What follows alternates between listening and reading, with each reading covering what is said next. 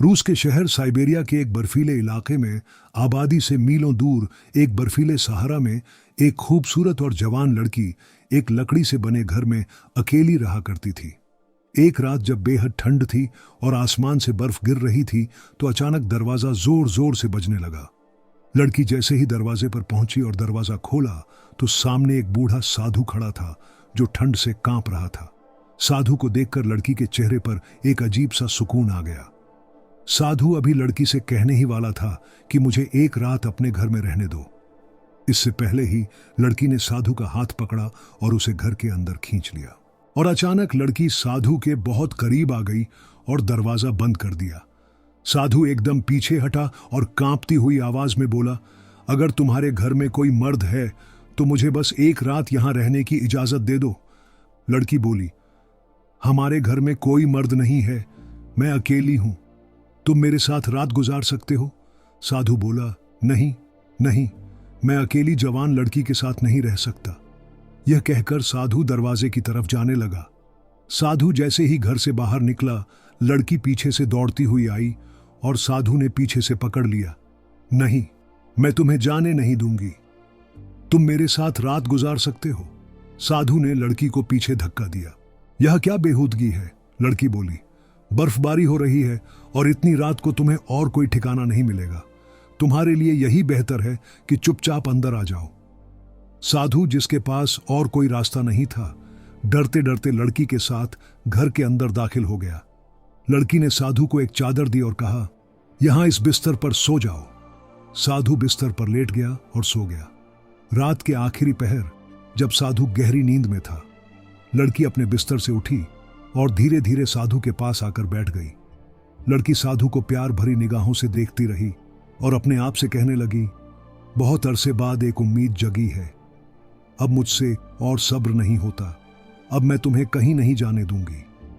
फिर लड़की ने साधु का पांव पकड़ा और उस पर प्यार किया। अचानक साधु की हल्की सी आंख खुली तो लड़की चुपचाप उठकर अपने बिस्तर पर जाकर लेट गई। लड़की सारी रात साधु के बारे में सोचती रही और सोचते सचते ही सो गई।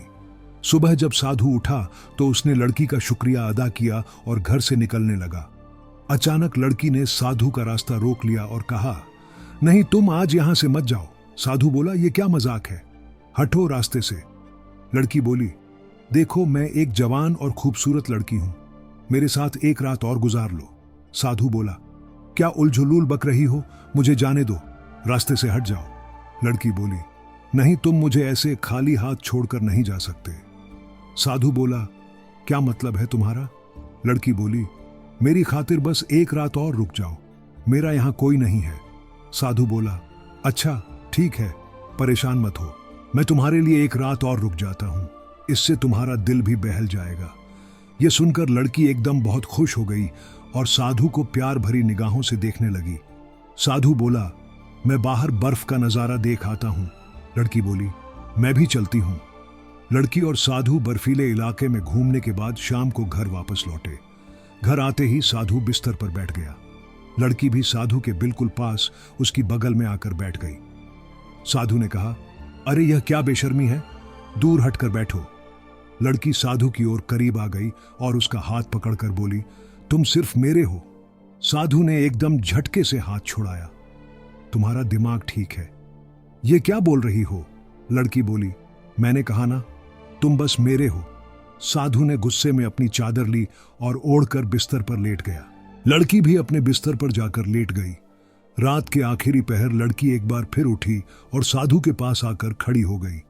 फिर साधु को देखते हुए बोली, तुम मेरी मजबूरी क्यों नहीं समझते? मैं अब तुम्हें ऐसे नहीं जाने दूंगी। इस पल का मैंने बहुत अरसे से इंतजार किया है। फिर लड़की साधु के करीब आई और उसके माथे को सहलाया। अचानक साधु ने करवट ली। लड़की भागकर अपने बिस्तर पर जाकर लेट गई। सुबह के वक्त साधु उठा और लड़की के पास आकर बोला, तुम्हारे साथ अच्छा वक्त गुजरा, अब मुझे इजाजत दो। अचानक लड़की रोने लगी और बोली, क्या मुझे ऐसे अधूरा छोड़कर जाओगे? साधु के चेहरे पर गुस्सा आ गया। यह क्या अजीब बात कर रही हो तुम? लड़की बोली, यह बात भी तुम्हें मालूम होनी चाहिए, लेकिन तुम बस एक रात और मेरे साथ गुजार लो।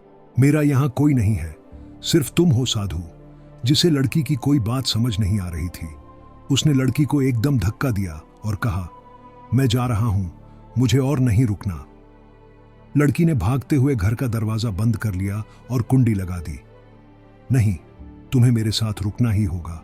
मैंने इस वक्त का बहुत सालों तक इंतजार किया है।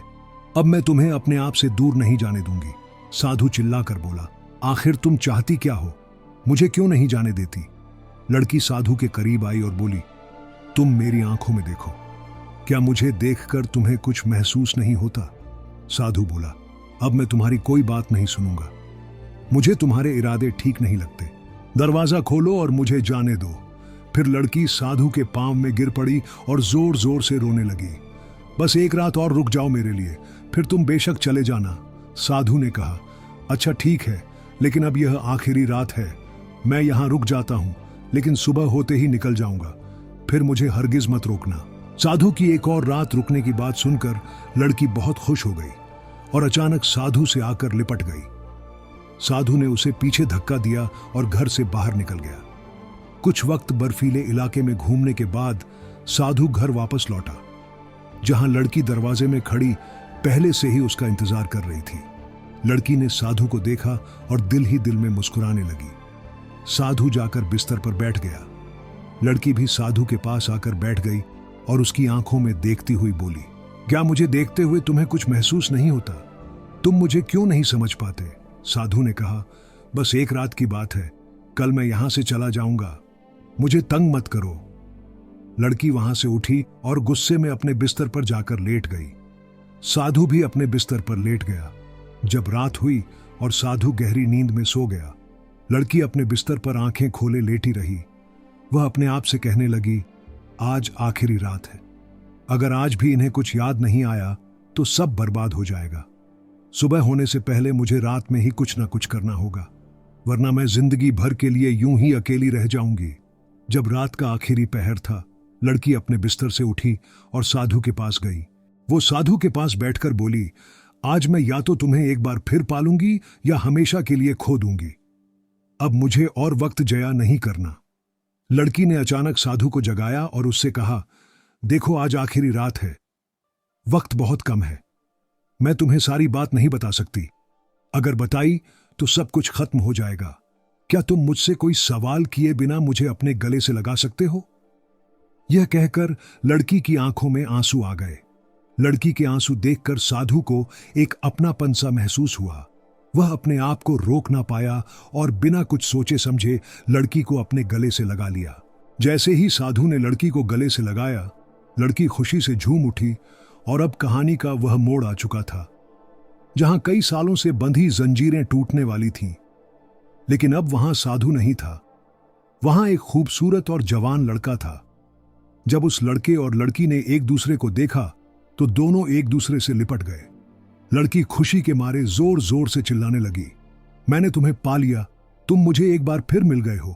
अचानक लड़की की आंखों में आंसू आ गए और वो बोला, मैं इतने अरसे कहां था? हमारे साथ क्या हुआ? मुझे कुछ याद नहीं आ रहा।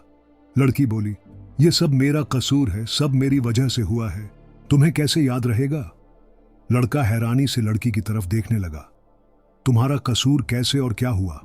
लड़की बोली, अब सुनो, तुम कहां थे और हमारे साथ क्या क्या हुआ? एक दिन मैं बाजार से सामान खरीदने गई थी तो वहां मुझे एक जवान लड़की और एक बूढ़ा साधु मिला। वो लड़की साधु का हाथ पकड़े हुए उसे अपने साथ ले जा रही थी। मैंने उस लड़की से पूछा, यह साधु कौन है और इससे क्या रिश्ता है तुम्हारा? लड़की बोली, यह मेरा शौहर है और इसकी याददाश्त कमजोर हो गई है। तो मैंने उस पर तंज करते हुए कहा, क्या तुम्हें यही बूढ़ा साधु मिला था जिसकी याददाश्त भी नहीं है? यह तो तुम्हें पहचान भी नहीं पाएगा। तुमने इससे शादी करके अपनी जिंदगी बर्बाद कर ली। उसे मेरी यह बात बिल्कुल पसंद नहीं आई और वह गुस्से में जाने लगी, मगर मैं नहीं रुकी। मैंने और उसका मजाक उड़ाना शुरू कर दिया। तभी उसका शौहर, जो कि बूढ़ा साधु था, मेरे करीब आया और बोला, बेटा मैं तो अपनी बीवी को पहचान लेता हूं। अब तुम घर जाकर देखो क्या तुम्हारा शौहर तुम्हें पहचानता है या नहीं। फिर उस साधु की बीवी मेरे पास आई और उसने मुझे बताया, तुम्हारे शौहर एक बूढ़े साधु बन चुके हैं और उनकी याददाश्त भी चली गई है। और हाँ, अब वह तभी अपनी असल हालत में वापस आएंगे जब वह बिना कुछ जाने तुम्हें पहचान लेंगे। तुम्हें एक बर्फीले इलाके में जाकर रहना होगा। अगर किस्मत ने चाहा तो एक दिन वह तुम्हारे पास आ जाएंगे और तुम्हें उन्हें 3 रातें अपने पास रखना होगा। जैसे ही वह बिना किसी लालच और बिना किसी सवाल के तुम्हें गले से लगा लेंगे, वह अपनी असली हालत में लौट आएंगे और उनकी याददाश्त भी वापस आ जाएगी। यह तमाम बातें सुनकर लड़के ने अपनी पत्नी को गले से लगा लिया और यूं कई सालों बाद एक दूसरे से बिछड़े पति पत्नी फिर से मिल गए। कहानी का सबक, इंसान की असल पहचान उसके चेहरे या जिस्म से नहीं, उसके दिल की सच्चाई और नीयत की सफाई से होती है। जो दिल से पहचानता है वही असल महबूब होता है। तकदीर का लिखा कभी आसानी से नहीं मिलता, लेकिन जो इंतजार करता है, सब्र करता है, कुर्बानी देता है, आखिरकार वही मंजिल तक पहुंचता है। जैसे उस औरत ने सालों तक तन्हा रहकर इंतजार किया, वही उसका इनाम बन गया। अगर मोहब्बत में घमंड आ जाए तो वह सजा बन जाती है, लेकिन अगर मोहब्बत में वफा और खुलूस हो तो वही मोहब्बत इनाम बन जाती है।